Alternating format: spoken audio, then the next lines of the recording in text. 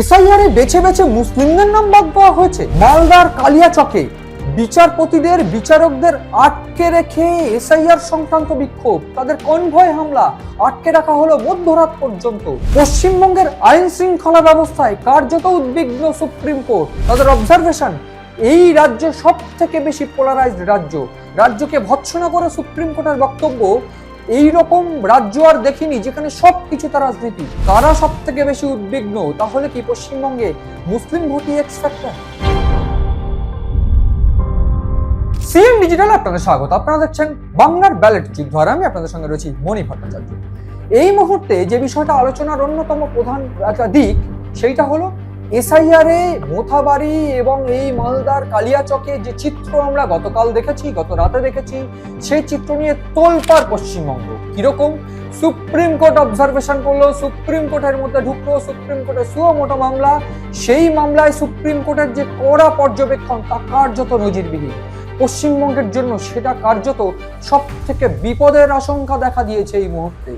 Exactly কি হয়েছে এবং এই জায়গায় দাঁড়িয়ে অন্তত বিশেষজ্ঞদের মত, পশ্চিমবঙ্গে মুখ্যমন্ত্রী মমতা বন্দ্যোপাধ্যায় কয়েকদিন আগে যে অভিযোগ করেছিলেন বেছে বেছে একটা সম্প্রদায়ের নাম বাদ দেওয়া হচ্ছে, ঠিক সেই সম্প্রদায়ের একটা অংশেরই এই বিক্ষোভ, এবং সেই বিক্ষোভের ফলে বিচারপতি এবং বিচারকদের আটকে রেখে মধ্যরাত অবধি একটা আর্তনাদ দেখা গেল বিচারপতিদের। সেইটা নিয়ে তোলপাড় পশ্চিমবঙ্গ। ইতিমধ্যেই এই ঘটনাকে এনআইএ বা সিবিআই এর মাধ্যমে তদন্ত করাতে হবে নির্দেশ দিয়েছে কমিশনকে। এই ক্ষেত্রে কেন নিষ্ক্রিয় ছিল একাধিক প্রশ্ন উঠছে। সেক্ষেত্রে প্রশ্ন এইটাও যে তাহলে কি পশ্চিমবঙ্গের ক্ষেত্রে এক্স ফ্যাক্টর মুসলিম ভোটই? সব থেকে গুরুত্বপূর্ণ বিষয় অন্তত এই জায়গায় দাঁড়িয়ে, যে আমরা যদি হিসেবটা দেখি তাহলে মুখ্যমন্ত্রী মমতা বন্দ্যোপাধ্যায় শুরু থেকে এসআইআর এর যে বাঙালি অস্মিতা নিয়ে লড়াই করছিলেন সেইটা মনে করব, এবং সেইটা মনে করার পর যে চিত্রটা আমাদের একেবারে সামনে চলে আসবে, যে অ্যাডজুডিকেশন, সেই অ্যাডজুডিকেশনে 60 লক্ষ নাম, সেই 60 লক্ষ নামের মধ্যে 7টি জেলা কি 8টি জেলা, আমি একেবারে নাম নিয়ে বলবো। সেক্ষেত্রে Murshidabad, Malda, north 24 PGS, south 24 PGS, উত্তর দিনাজপুর, পূর্ব বর্ধমান, নদিয়া, কোচবিহার, এই 7টি থেকে 8টি জেলায় প্রায় 50 লক্ষ বিচারাধীন ছিল। এবং এই বিচারাধীন বা বিবেচনাধীনদের মধ্যে অধিকাংশের নাম বাদ গিয়েছে। এবং এক্ষেত্রে আমি যদি একেবারে হিসেব দিয়ে বলি, একেবারে 60 লক্ষের মধ্যে এখন অব্দি 50 লক্ষের বিবেচনা সম্পূর্ণ হয়েছে। সেই 50 লক্ষের মধ্যে 22 লক্ষ নাম বাদ গিয়েছে এখন অব্দি, এমনটাই সূত্রের খবর। এইবার সেই 22 লক্ষের মধ্যে বেছে বেছে একটা সম্প্রদায়কে বাদ দেওয়া হয়েছে, এমন অভিযোগ করেন খোদ মুখ্যমন্ত্রী মমতা বন্দ্যোপাধ্যায়। এরপর আমরা দেখেছি গতকাল বিচারপতি যারা এই 7 জন বিচারপতি বলা হচ্ছে, এই 7 জন বিচারপতি এই কালিয়াচক ভিডিওতে কাজ করছিলেন, যেমনটা তারা 10ই মার্চ থেকে করছেন।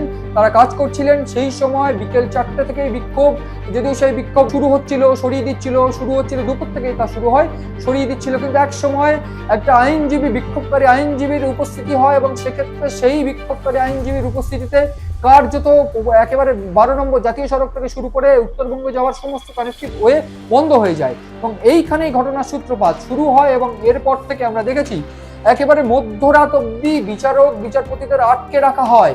এক্ষেত্রে জুডিশিয়াল অফিসার নিয়োগ করা, এত রাজ্য অভিযোগ করেছিল সুপ্রিম কোর্টে, সেক্ষেত্রে সুপ্রিম কোর্ট নিয়োগ করেছিল তাদেরকে যাতে স্বচ্ছভাবে করা হয়। সেক্ষেত্রে স্বচ্ছতা রাখার জন্য সুপ্রিম কোর্টের অবজারভেশনে যারা কাজ করছে তাদের উপরে এই সংঘাত বা এই আঘাত বা এই ক্ষোভ নামিয়ে আনা, এটা তো একটা বিচ্ছিন্ন নয়, এটা ভয়ানক ঘটনা, এমনটাই মত সুপ্রিম কোর্টের। এইবার বিষয়টা হলো, আমরা যদি গতকালকের ঘটনা দেখি, সেক্ষেত্রে আমরা দেখব যে একেবারে সিস্টেমেটিক ওয়েতে যে বিক্ষোভ হয়েছে, সেই বিক্ষোভের পর যারা 7 জন বিচারপতিরা আটকে ছিলেন তারা যোগাযোগ করেন ডিস্ট্রিক্ট জাজকে, ডিস্ট্রিক্ট জাজ বা হাইকোর্টের জাজকে যোগাযোগ করেন, হাইকোর্টের জাজ সুপ্রিম কোর্টকে বলেন, সুপ্রিম কোর্টের প্রধান বিচারপতিকে বলেন। অন্যদিকে এই হাইকোর্টের প্রধান বিচারপতি সুজয় পাল, তিনি ডিজিপি এবং সিএস কে বলেন, এবং এরপর চিফ সেক্রেটারি এবং ডিজিপি তারা অ্যাকশন নেন, এবং শেষ পর্যন্ত আদালতের নির্দেশে তাদেরকে রেস্কিউ করা হয়। এই গোটা ঘটনায় কিন্তু একাধিক প্রশ্ন এটাও ওঠে যে তবে সেক্ষেত্রে পুলিশের ভূমিকা কি ছিল, কেন পুলিশ স্বয়ংক্রিয়ভাবে কিছু করলো না, এই অভিযোগগুলো কিন্তু একেবারে উঠে আসে।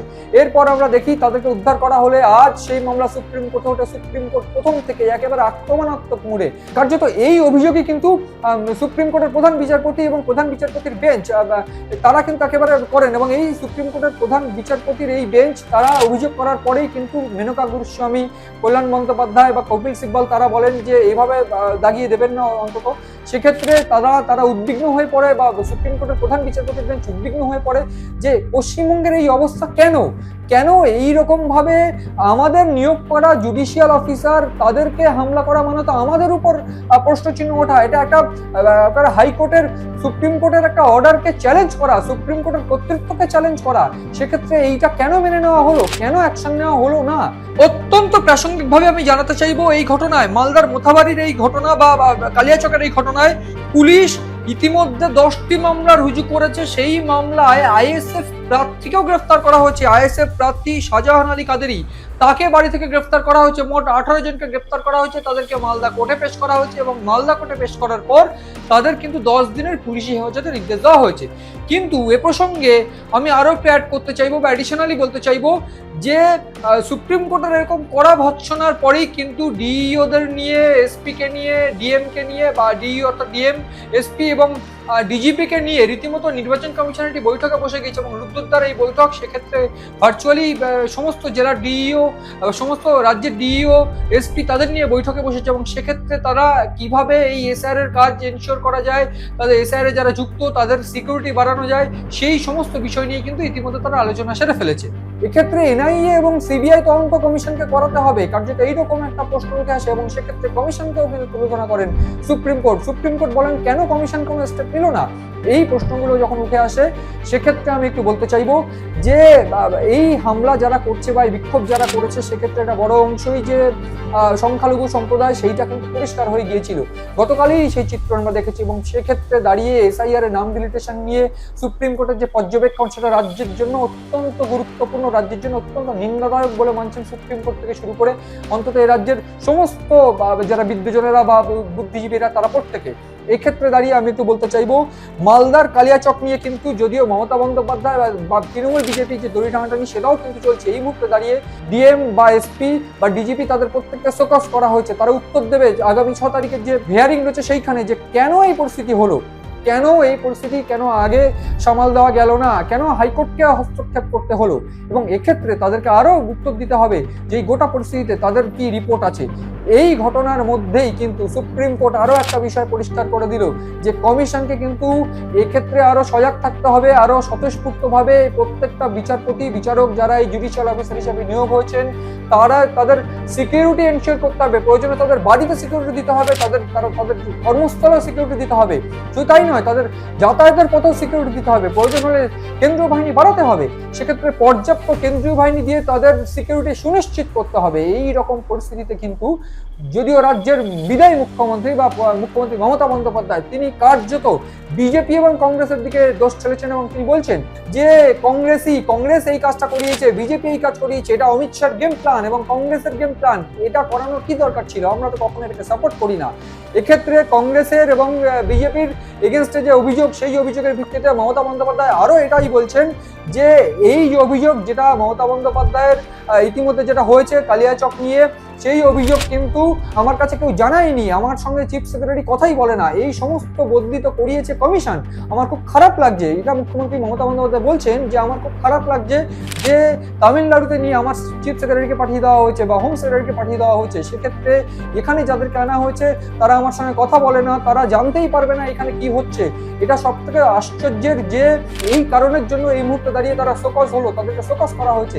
তো এই গোটা ঘটনায় যে এটা পরিষ্কার হয়ে যাচ্ছে যে সুপ্রিম কোর্ট অত্যন্ত উদ্বিগ্ন। সুপ্রিম কোর্ট কিন্তু পশ্চিমবঙ্গের দিকে তীর ছুঁড়ে এটাই বলছে বারবার করে, এত পোলারাইজড রাজ্য আমরা এর আগে কখনো দেখিনি, এবং শুধু তাই নয়, সে যে কোনো বিষয় নিয়ে কিন্তু এরা যে রাজনীতি হয় বা রাজনীতির ভাষাতেই সবাই কথা বলেন। তো এই ঘটনার মধ্যেই সব থেকে আশ্চর্যের বা সব থেকে আলোচনার যে কারা আন্দোলনটা করছে, এই বিক্ষোভকারী কারা, এই প্রশ্নও কিন্তু তারা করছেন। তারা এই সুপ্রিম কোর্ট বলছে যে আপনারা কি ভাবছেন এটা আমরা জানি না, এই দুষ্কৃতী কারা সেটা আমরা জানি।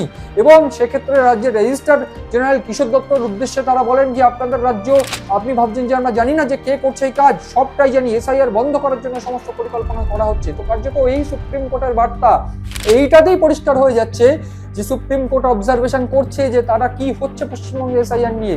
এক্ষেত্রে বলে রাখা ভালো, সুপ্রিম কোর্টের যে অবজারভেশন সেইখানেই কিন্তু পরিষ্কার হয়ে যাচ্ছে যে এ রাজ্যে সবাই বুঝতে পারছে যে এক্ষেত্রে যেক্ষেত্রে বিজেপির তরফ থেকে শুরুতে এবং সুকান্ত মজুমদার থেকে শুরু করে শুভেন্দু অধিকারী থেকে শুরু করে বলা হচ্ছিল যে রোহিঙ্গা মুসলিমদের নাম বাদ দেওয়া হবে, সেইটা একটা স্ট্যান্ড। এবং অন্যদিক থেকে মমতা বন্দ্যোপাধ্যায় সম্প্রতি বলেছেন, ইশতেহার প্রকাশ করার সময়ও বলেছেন যে বেছে বেছে একটা সম্প্রদায়ের নাম বাদ দেওয়া হচ্ছে এবং সেক্ষেত্রে দুয়ে দুয়ে যদি 4 করা হয় তাহলে বেছে বেছে সংখ্যালঘুদের নাম বাদ দেওয়া হচ্ছে, এমন একটা অভিযোগ। এবং ঠিক সেই ক্ষেত্রে আমরা দেখেছি মালদা এবং মুর্শিদাবাদ বারবার করে এই জোনারটাই কেন উত্তপ্ত হয়ে উঠছে। সেক্ষেত্রে এইটাই সুপ্রিম কোর্টের পর্যবেক্ষণ বলে মনে করছে বিশেষজ্ঞরা, যে এই জায়গায় ওয়াকফ সংশোধনী আইন নিয়ে উত্তপ্ত হয়ে ওঠে পরিস্থিতি, এসআইআর নিয়ে উত্তপ্ত হয়ে ওঠে, এসআইআর এর জুরিসডিকশনে অ্যাডজুডিকেশনে নাম বাদ হওয়া নিয়ে উত্তপ্ত হয়ে ওঠে।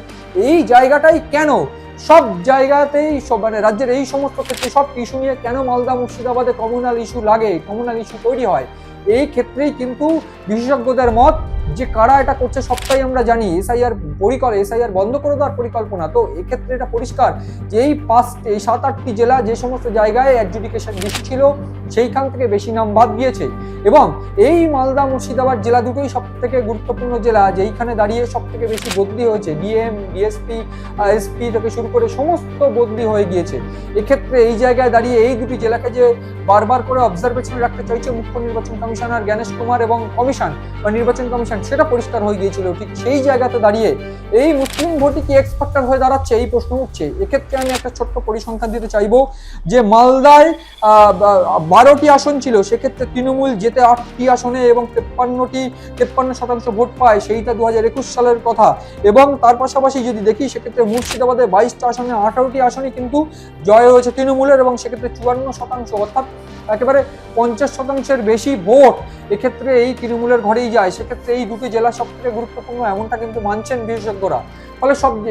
ফলে সব কিছু মিলিয়ে এই গোটা ঘটনায় মুসলিম ভোটই যে এক্স ফ্যাক্টর সেটা কিন্তু প্রমাণিত। এবং তার পাশাপাশি এ রাজ্যের যে আইন শৃঙ্খলা ব্যবস্থা তা নিয়ে যে চরম তুলোধনা হতে হয়েছে বা চরম কটাক্ষের মুখে পড়তে হচ্ছে রাজ্যকে, সেইটাও স্পষ্ট। এইবার দেখার যে এই জায়গায় দাঁড়িয়ে কমিশন এই যে জুডিশিয়াল অফিসারদের দিয়ে কাজ করাবে বা কিভাবে সেইটাকে সম্পন্ন করাবে।